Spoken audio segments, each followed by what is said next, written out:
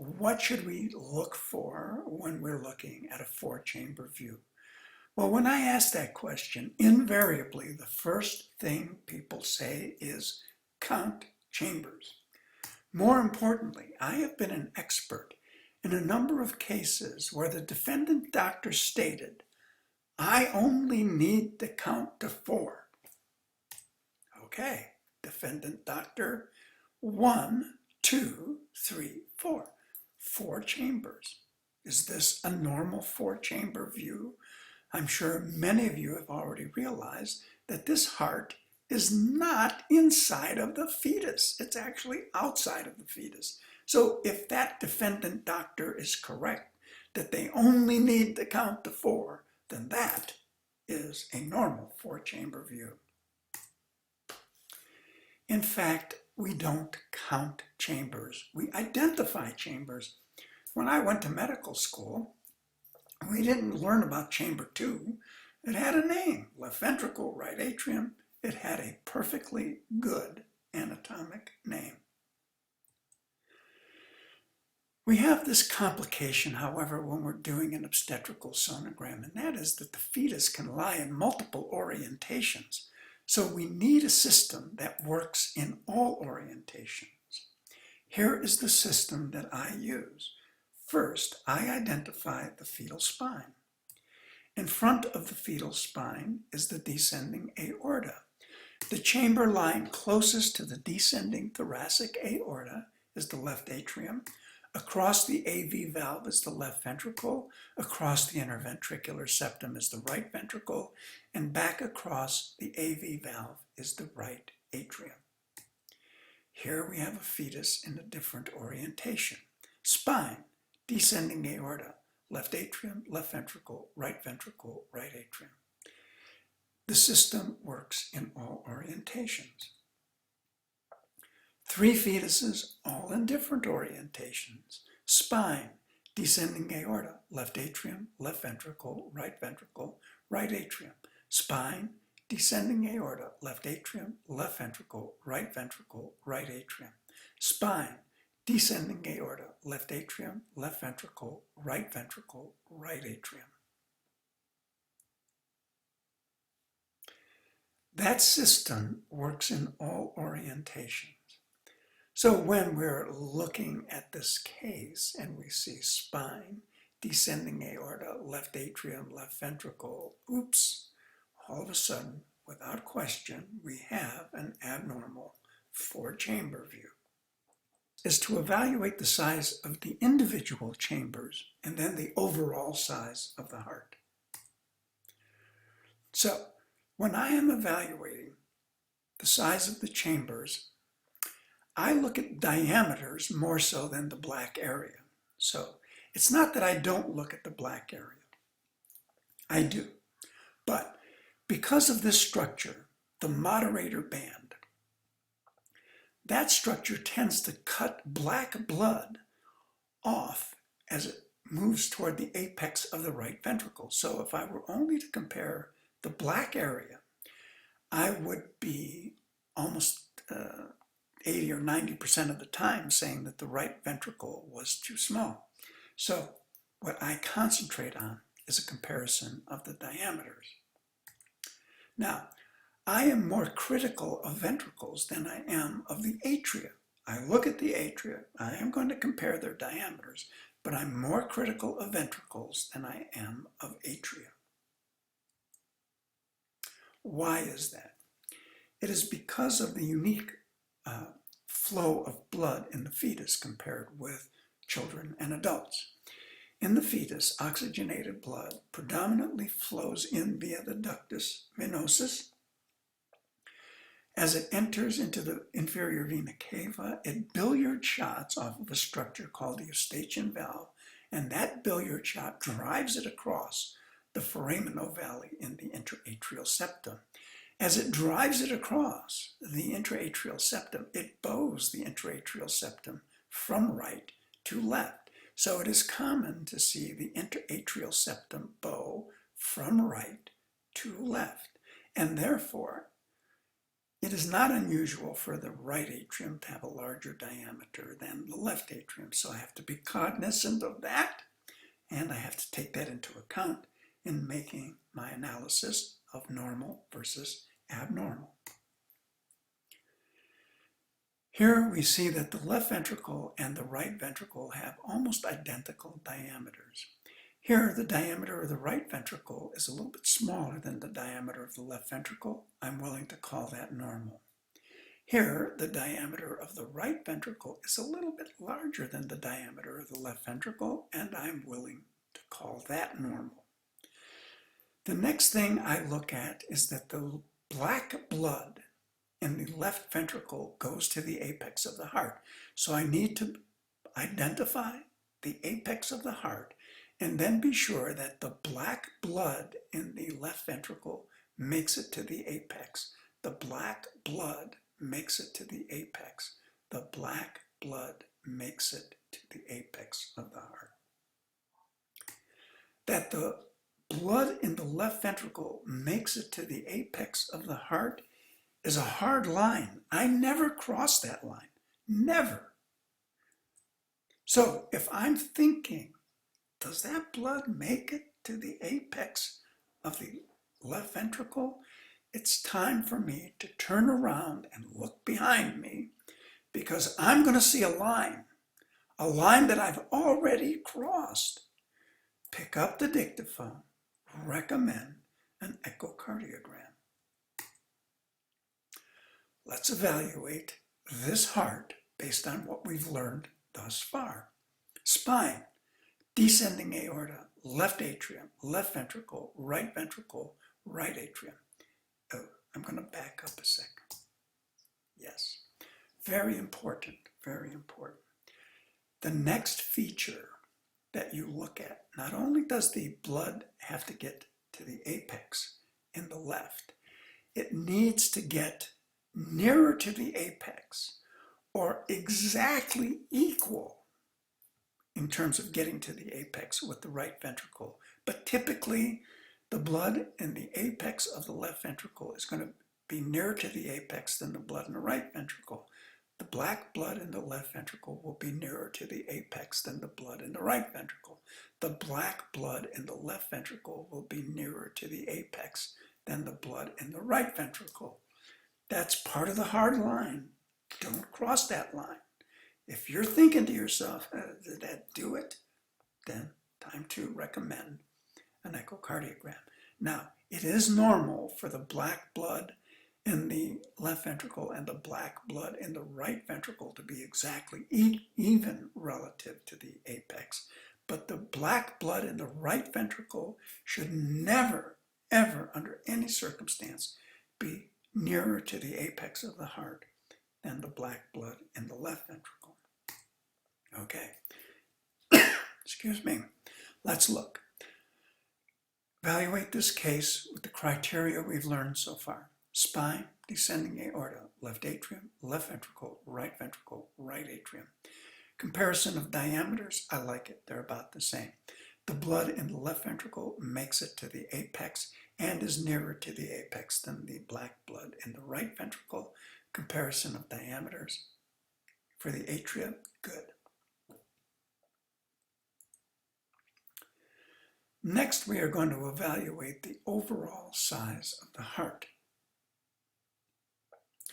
When I do this, because I was trained as a radiologist, I like to do what's called the transverse cardiac diameter.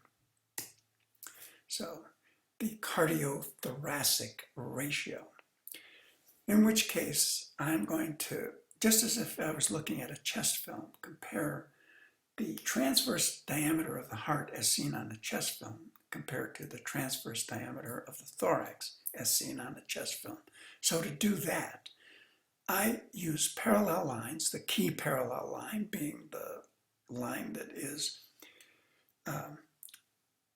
directly across the transverse axis of the heart from rib to rib. A parallel line across the heart should be about 1/3 of the transverse thoracic diameter, but I will accept up to 1/2 of the transverse thoracic diameter.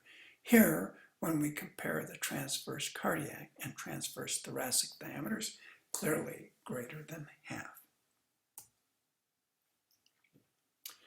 Let's evaluate the chamber size in these two fetuses. Spine, descending aorta, left atrium, left ventricle, right atrium. Both in terms of black area and in terms of diameters, the right ventricle is too small. Spine, descending aorta, left atrium, left ventricle, right atrium. I compare diameters, left and right. The right are bigger than the left by too much, abnormal. Now, I don't actually have to decide whether the right side is too big or the left side is too small. Once I see that, I'm done. Okay, I didn't like my comparison of diameters. Didn't like my comparison of diameters. I'm done. Nonetheless, it isn't hard to know that it's the right side that is too large here, because as well, you can see that the heart is too large. The transverse cardiac diameter is clearly greater than half of the transverse thoracic diameter. Here we have spine, descending aorta, left atrium, left ventricle, right atrium. Diameter comparison of the ventricles looks good. The blood makes it to the apex and it's either exactly equal or slightly more than the black blood in the right ventricle. Good enough for me. I'll take that as normal. Comparing the diameters of the atria, well, clearly the right atrium has a much greater diameter than the left atrium, but we allow the right atrium to be somewhat larger than the left. So we have to make a value judgment. And we have to make a judgment, is this okay or is it too big? What I'm trying to tell you is that if you're thinking, is this okay or is it too big? There's that line again. You're done. Pick up the dictaphone and recommend an echocardiogram. Now, if I can accomplish one thing during this lecture, it would be to reset your threshold level for referring a patient for an echocardiogram. If every time you refer a patient for an echocardiogram based on your analysis of the four-chamber view, and it turns out to be abnormal, your threshold is too high. You should be sending patients at least occasionally who end up with a report that says normal echocardiogram. Let's evaluate these two patients. Spine, descending aorta, left atrium, left ventricle, right atrium. I compare my diameters, they look okay, but the black blood in the left ventricle does not make it to the apex of the heart, and it does not get nearer to the apex than the black blood in the right ventricle. Definitely abnormal. Here we have spine, descending aorta, left atrium, left ventricle, right atrium. Clearly, a comparison of the diameters of the left and the right ventricle show an abnormality. Therefore, I'm done. I don't have to come up with a diagnosis in these cases. All I have to say is, I didn't like my comparison of diameters. Recommend an echocardiogram. I don't think the black blood in the left ventricle made it to the apex. Recommend an echocardiogram. People ask me, well, what do I do with a prone fetus? Look, if I'm in a technically challenging spot, I'm going to concentrate on the thing that is going to most likely pay off, and that is comparison of diameters of the ventricles. So here is the left ventricle, here is the right ventricle. That's the diameter I can see, that's the diameter I can see. This diameter is greater than this diameter.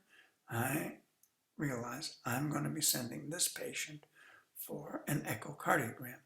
Now you can almost always improve your visualization. You may not be able to get the perfect view, but you can almost always improve your visualization by moving the patient around, moving the transducer around. So here we can see not a perfect four-chamber view, but the diameter of the left ventricle is clearly greater than the diameter of the right ventricle. And I'm going to be referring this case for an echocardiogram, which I did, and the fetus had a very unusual anomaly. It had a coronary artery to coronary sinus aneurysm. I'm sorry, a connection, not aneurysm. The next thing we are going to look for is a mediastinal shift. Now, again, I was trained as a radiologist, so I'm mainly concentrating on finding lateral mediastinal shifts, but there are other mediastinal shifts as well. So here we have spine, descending aorta, left atrium, left ventricle, right atrium. Again, we said we identified the left atrium because of its proximity to the descending thoracic aorta. If the left atrium is not proximate to the descending thoracic aorta, then something has pushed the heart anteriorly. We also said that the right ventricle isn't exactly right. It's more anterior than right. And in that sentence, I expect that the right atrium will touch the anterior chest wall. I'm sorry, the right ventricle will touch the anterior chest wall.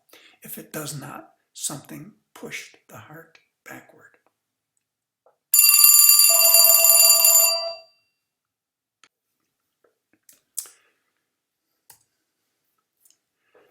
So here we have spine, descending aorta, left atrium, left ventricle, right atrium. Quite obviously, there's a gap between the aorta and the left atrium because of the presence of this rather formidable mass. Here in this transaxial scan of the fetal thorax, you can see the left ventricle and the right ventricle anterior wall. Here's the anterior chest wall, and clearly the anterior wall of the right ventricle is not in contact with the anterior chest wall because it is being pushed posteriorly by this, again, a rather formidable mass. Spine, descending aorta, left atrium, left ventricle, right atrium. It is not until we recognize that the left atrium and the descending thoracic aorta are separated that we actually have a fighting chance to recognize the small sequestration that has interposed itself between the aorta and the left atrium, causing an anterior mediastinal shift. As I said, we mostly concentrate on lateral mediastinal shifts. And in this circumstance, I mentally draw the mid-sagittal plane to look at the position of the heart. Now again, the canting of the heart into the left hemithorax causes us some problems again, because you can see that only the right atrium is predominantly in the right hemithorax. The entirety of the left ventricle, nearly all of the left atrium, and nearly all of the right ventricle are in the left hemithorax. Here we have three examples. Here we draw our mid-sagittal line, and we can see a large mediastinal shift. The heart does not even contact the mid-sagittal line. Here we've drawn our mid-sagittal line, and we can see that only the tip of the left ventricle is in the left hemithorax. The entirety of the right ventricle, right atrium, most of the left ventricle, and nearly all of the left atrium are in the right hemithorax, a moderate mediastinal shift. In this case, we draw our mid-sagittal plane, and we can appreciate that the entirety of the right ventricle is in the left hemithorax, so a minimal mediastinal shift. This type of mediastinal shift can't be recognized unless you consistently draw the mid-sagittal plane. You don't have to actually draw the line, just mentally draw the line. to see the position of the cardiac chambers relative to the mid-sagittal plane. Next, I'm going to check the axis of the heart. I've been complaining throughout the lecture that this canting of the heart into the left hemithorax causes us problems. But the good news is that the degree of canting is almost always the same in fetus after fetus. And while it is not necessarily exactly 45 degrees, this line is approximately 45 degrees. This angle is approximately 45 degrees. So we draw our mid-sagittal plane to show that only the right atrium is predominantly in the right hemithorax. Then we draw a line through the interventricular septum, showing that these two lines subtend an approximately 45-degree angle. So spine, descending aorta, left atrium, left ventricle, right atrium. Diameters of the ventricles about the same. Blood goes to the apex, and the black blood in the left ventricle goes nearer to the apex than the blood in the right ventricle. The diameters of the atria are good. We draw our mid-sagittal plane line, and we see that only the right atrium is predominantly in the right hemithorax.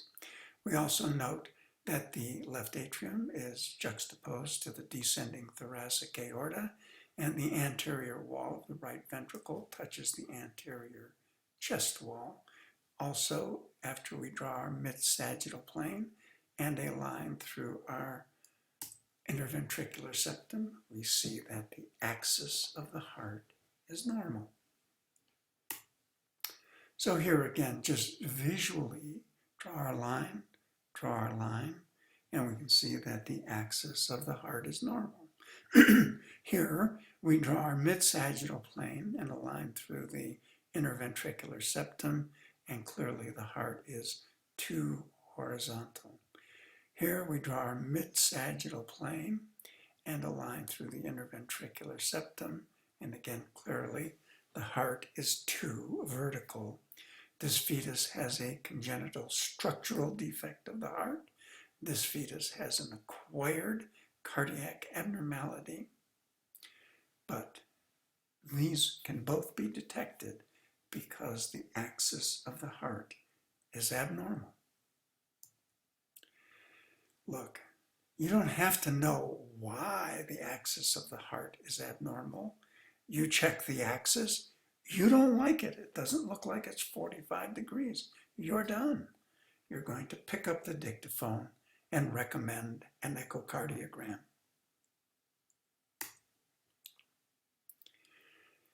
Here we see two hearts that are clearly too vertical.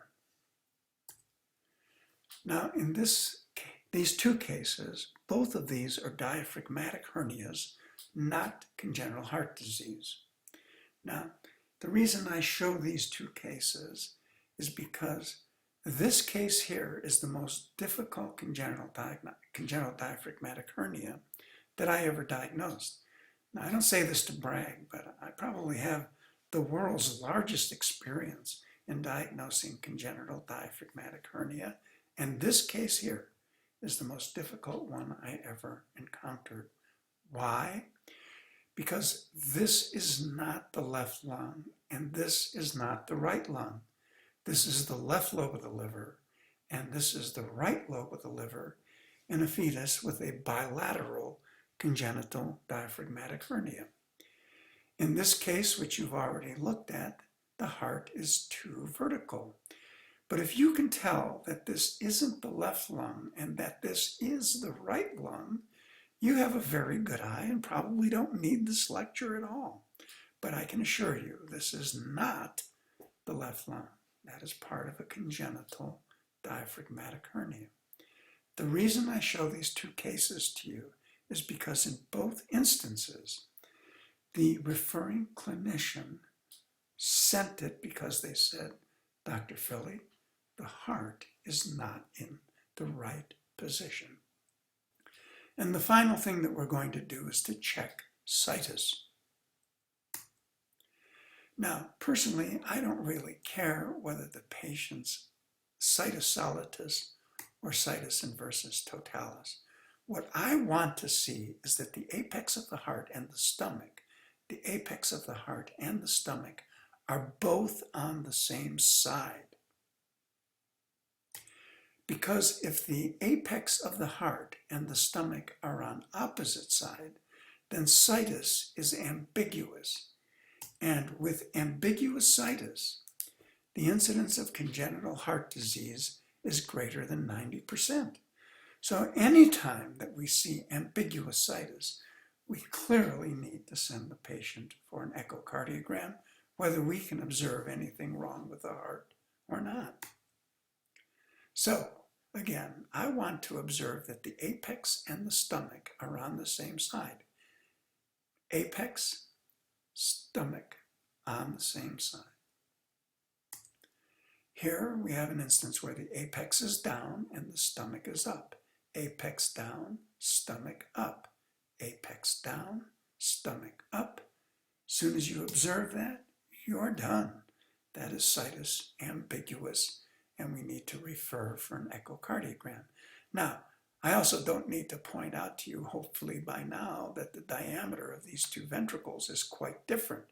To be perfectly honest, because the situs is ambiguous, I don't know if that's the left ventricle or the right ventricle. Doesn't matter.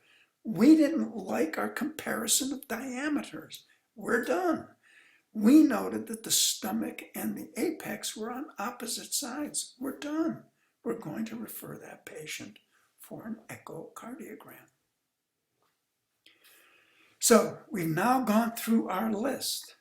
I realize that it seems like a lot, but I can assure you that with practice, you can do this in 10 to 15 seconds. In fact, you can do it in under 10 seconds.